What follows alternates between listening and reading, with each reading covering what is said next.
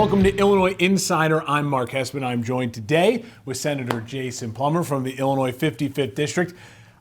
I screwed that up. I should say newly named caucus chair, Senator Jason Plummer. I want to start there, Senator.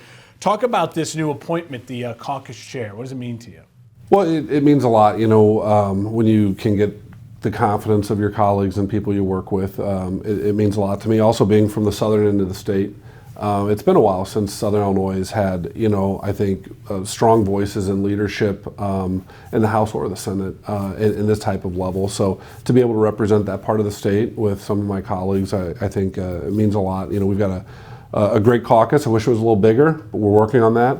But it's a good group of people, and to be able to be the caucus chair with that group just it means a lot to me. Yeah, and explain to the viewers what exactly is a caucus chair. What you get this new title and it's exciting, but what does that actually mean that changes for you on a daily basis? Well, from a daily basis, not dramatic changes. I think I was already an assistant leader in the caucus, so was involved in leadership, but it takes that up a little bit more. Running meetings, helping the leader coordinate a lot of bill review or some of our legislative initiatives, making sure people on caucus are communicating with each other. We all serve on a variety of committees, making sure that the committees are kind of communicating back to the caucus what's happening and stuff. So I can't say you do X, Y, Z. You work at the direction of the leader, and I have a good relationship with Leader Kern. He's doing a really good job with the caucus. And so, I do what he needs done so that the caucus continue to be successful. I think in the legislature here in Illinois, people think Republicans, don't have as loud of a voice as maybe some folks would like them to have. I think we punch above our weight in the Senate. I think we do a really good job as a caucus. I think one of the things that stood out to me that you were talking about there is this idea of all these committees, right? And one of the things that I love to do when I get people like you in here to talk with me is peel back the curtain for the people at home, the constituents. There's a lot going on at all times, and you're absolutely right. There's committees happening every day when you're in session, and there's a bunch of different bills getting spewed out there. What are some of the things that surprises you on a day-to-day basis if you're just like, man, this can get overwhelming at times, or how do you stay focused on making sure that you have all your ducks in a row and you are communicating correctly? Well, I have the conversation with constituents all the time. I think a lot of people, maybe they see some floor action and they see us voting on something and they think, well, that was that. The reality is, 95% of the work's done at the committee level. You can kill stuff at the committees, you can amend stuff. You really have, I think, some deep conversations with people on both sides of the aisle on, how legislation is shaped, what's going to get to the floor. Once things get to the floor, with about a 99.9% accuracy, most people can tell you whether or not it's going to pass. So, most of, I think, the heavy lifting happens at the committee level. I'm a little bit of a different bird up here in Springfield to a certain degree. I don't go out a lot. I go home every night. So when I'm in Springfield, I'm very focused on, substantive committee action or substantive floor action. If they're looking to screwball around with time so they can get their per diem or whatever, I'm not going to be there, right? I'm there to get work done because that's what people send me to do. And I think the vast majority of that work gets done at the committee level. Yeah, committees are huge. They're really important, and it's something that I don't know if everyone knows about. You know what I mean? At that constituent level, I want to move on from the caucus and from as a whole, and talk to you personally about some things. One of the things that you said when you were announced at this new caucus chair is that, you're proud to work alongside Leader Kern, as you mentioned, but also to push back against failed policies. Governor Pritzker obviously has been in control for 7+ years now. He's running for re-election. You've mentioned already it can be tough being in the minority and the super minority for the Republican caucus.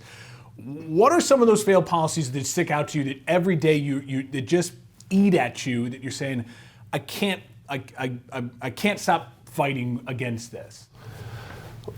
There's a lot of those policies. I mean, look, ultimately, there's just this frustration, and I think the frustration is shared by the vast majority of people live in this state. They know Illinois should be doing better.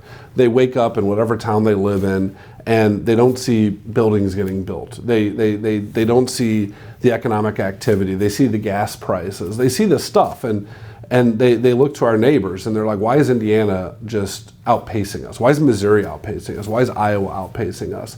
The reality is, we are not a state that is failing because of a lack of opportunity or resources. We're failing because of bad public policy. And J.B. Pritzker, I think, took a not great situation and has made it far, far worse.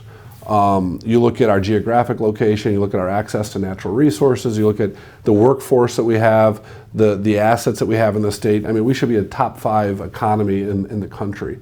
And we're top 5 in a lot of areas, but those are out-migration, unemployment, and all these other things that we really are only in those positions because of bad public policy. So what I see at the high level is just a state that's failing the people that live here.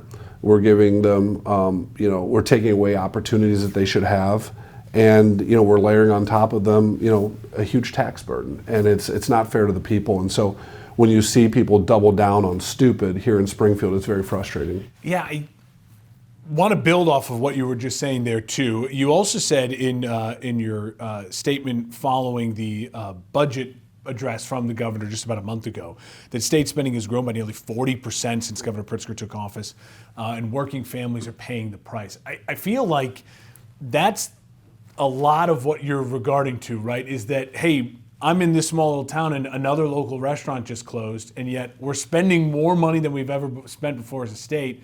And what are the results showing for it? Yeah, no, I mean, the results are terrible. The money that we're spending, if you especially again compare it to what we're spending per capita in the schools, if what we're spending per capita in the state, we're outpacing all of our neighbors, right? And the results aren't there. No one feels like they've got 40% better services. Nobody feels like the state's gotten 40% better. But they know that they're getting taxed more to fund the spending. Where's the money going? The money's going to a lot of places that are not core priorities of the people that are living in this state. And so I try to shine a light on what's happening. You get tired in Springfield, I think, of kind of the rules for thee but not for me type of mentality, and you see it all the time with the majority party. That's a really great line there, and it does feel true. As a born and raised Illinoisan, as a taxpayer, I think about that all the time. 40% increase in spending over these last 7 years that Governor Pritzker's been in office, and I don't see the 40% better. I feel the struggle when you open those Ameren energy bills and you see all that. It hits you. I want to continue on this conversation here a little bit as well. You're a business, owner. You come from a business background as the president of JP Lumber, RP Lumber, excuse me. You're JP, Jason Plummer, and talk a little bit about that. And you coming from that business side, the governor likes to tout that Illinois. He said it in his budget address: is open for business and business is booming. Do you feel that Illinois is business friendly right now under the current administration? It doesn't matter what I feel. Just look at the results. The data shows we're not friendly. If we were friendly to business, we would have more businesses moving to Illinois. We would have more people moving to Illinois. We would have more businesses starting up in Illinois. The only businesses that J.B. Pritzker can get to come to Illinois are the businesses he bribes with taxpayer money. It's insulting how we want to put money out there for literally no exaggeration. Chinese Communist Party owned enterprises. We're going to give them Illinois tax dollars. Meanwhile, we're going to watch all the small towns, all the town squares in the 55th State Senate District, and all these people who are, Illinoisans who have great ideas and want to start a business, but they can't get the capital to do it. You see towns getting boarded up. You see restaurants closing down.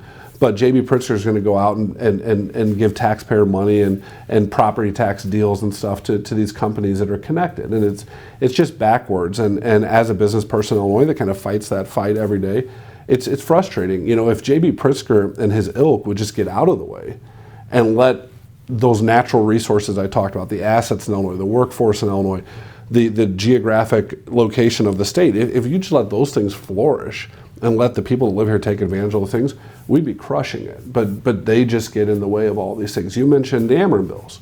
let's talk about the Ameren bills. Is Illinois friendly to business? Of course Illinois is unfriendly to business. We're probably one of the worst 2 or 3 in the country when it comes to business.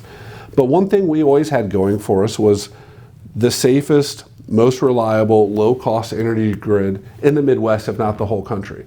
I mean, one thing we could tell businesses that wanted to move to Illinois was, we've got the best grid. And if you think of some of the businesses that have historically really thrived in Illinois, you think of the manufacturing industry, you think of the logistics industry. Low-cost energy is important to these types of industries. And so we had that going for us. And shortly after going into office, after 3 years or so when he was in office, they passed CEJA, which is just the first bill of several bills that they've passed that have completely upended our energy grid, destroyed our energy grid. We no longer have the safest, we no longer have the most reliable, we definitely no longer have the lowest cost energy grid in the Midwest. In fact, we're importing energy from outside of the state, right, at a higher cost. And so you look at these policies and they claim that these are progressive policies, they're green policies. No, they're regressive policies that put a huge burden on Illinois families, a huge burden on Illinois businesses. So not only are we unfriendly to business, we seem to go out of our way to kind of kneecap some of the few things that we have going for us. It's really interesting you brought that up because I've talked earlier with Senator Rezin and Senator Bryan and Senator Lewis about energy, and we went into CEJA. And I couldn't believe a lot of the stuff that you're repeating here and you're saying here, that you're learning that I'm paying for Missouri energy that they're getting from it. It's just it feels like it can be an exhausting backward system. And it makes sense for what you're saying is that Illinois continues to kind of kneecap ourselves, for this, like, we're doing good, right? We want the planet to be healthy, right? We want to do our part. But we're just hurting Illinoisans and Illinois businesses in the process, it feels like. 100%. And we're not even accomplishing what they pretend they want to accomplish. I mean, the energy that we're importing, right, it's not being generated by solar, right? It's carbon-based energy. But we could be doing ourselves. That we could be doing ourselves in a cleaner, more efficient manner, right? But, that's another story for another day. You mentioned, the 40% increase in spending. It's not just the increase in spending. A lot of states had increases in spending because there was a surge of COVID dollars, right? Our problem was, instead of using the money, I think 20 years from now, people will look back at this particular era, the J.B. Pritzker era of Illinois, as a huge missed opportunity. Because, he inherited not the world's greatest situation, but he's made it so far worse, and he had an opportunity to truly fix it. We had COVID, which was, a tragedy. But the one silver lining there was all of this money that the federal government pushed to Illinois. And if we would have taken that money like a lot of states did, and we would have addressed our pension crisis, or we would have invested in some of the real structural issues that are impacting the state, like, we could have turned a corner. And instead, we took that money and we spent it like drunken sailors. We created new state programs, we created new agencies, we created ongoing expenses with one-time revenue. And now, and they were warned about all this stuff. Now that one-time revenue is drying up, but now we've created all these new expense line items in the budget. And God forbid you ever cut a budget, right? And so now, what are we doing to continue to fund these things that the governor created? Well, we're raising taxes on people in Illinois, which, by the way, it's a shrinking pie because more and more people are leaving. So it's not just the increase in spending; it's the misallocation of the resources, and frankly, how dumb it was done. Yeah, I think one of the things you hit on there that really lands for me too is this idea that we're losing taxpayers constantly. That is undebatable when you see all of the studies come out, you see all of the news stories about how people are leaving Illinois, and you're raising taxes. So you're putting more burden on the people who actually have chose to stay or maybe feel like they're stuck and they can't leave. I want to start to try to land this plane here because there's a lot. We could keep going, and we could talk for a while. We've got a couple issues. There's a lot to cover here in Illinois. But one of the things I think that you just mentioned there, that I think is worth our viewers hearing too, is this idea of we now have this what it looks like will be a proposed $56 billion budget in the biggest, another record-breaking budget in Illinois. Once you spend that, as you mentioned, it's really hard to cut money. It's really hard to go back in time. And we've seen this ginormous increase in spending in just the last couple of years.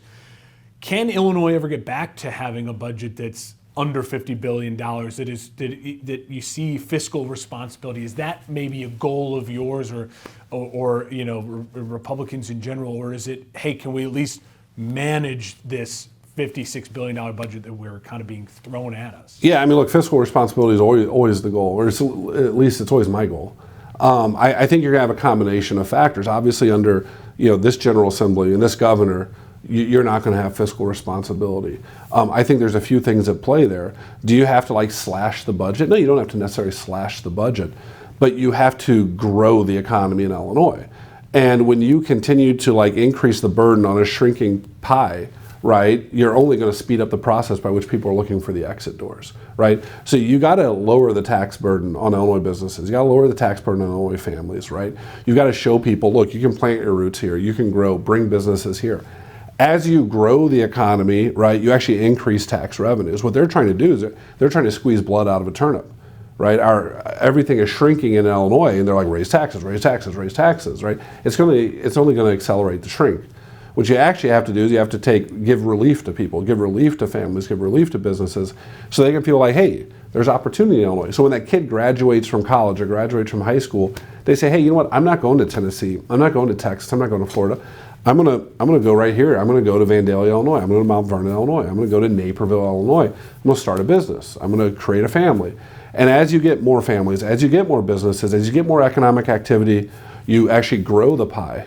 And that's how you increase your tax revenues. Now, what you do with those revenues is a whole other story. And I think I could spend $56 billion in a lot of great ways.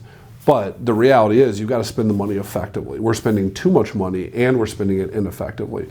We're not taking care of the people who I think are most vulnerable in the state. You look at DCFS, you look at developmentally disabled communities, but we're giving grants to politically connected people. We're doing a lot of different things that are questionable. We obviously have spent billions, literally billions of Illinois taxpayer money on illegals that we've invited to come to Illinois so they can get better health care, better education, better housing than a lot of Illinoisans. It's totally backwards what this government does, and I think the more the average Illinoisan sees this stuff, I think the more irritated they're going to be. But it's not up to just a couple senators or a couple reps or whatever to change the world. Illinois voters have to change what they're doing, and I think when they find out what's really happening in Springfield, they'll do that. This governor, you said it. We're shrinking. Everyone knows we're shrinking. The census shows we're shrinking. The data shows we're shrinking. The smaller number of representatives in Congress that we have proved that we're shrinking. Everyone knows there's an out-migration problem. And the governor will get in front of a camera and say, Illinois is growing. We're not shrinking. That's fake news. I mean, if a guy is going to lie about just demonstrably true things, can you trust him on anything? And that's what we have with this governor. He's a salesman. He's not a doer, and he's not serious about really the long-term prognosis of this state. And we need someone that's focused on Illinois, not focused on retirement or Washington D.C. And we have obviously a really busy next couple weeks as you guys are in session, trying to figure out what that budget's actually going to look like. It's going to be maybe some late nights in May, don't you think? It'll be some late nights in May, but we're used to that, unfortunately. You'd think that everyone could figure out how to be a little bit more efficient with the calendar in Springfield and do things the right way. But there's a method to the madness, and the way they hold their budgets to the very end and pass them at 3 a.m, that's because they don't want Illinoisans to see what they're doing. They don't want them to be informed. And so I just encourage people to be more informed. Well, once we get that giant 2-foot stack of paper, that budget, we'll have to have you back and we can dig into it. Yeah, that sounds good. Look forward to it. We appreciate the time. Thank you so much. Yeah, thanks for your time.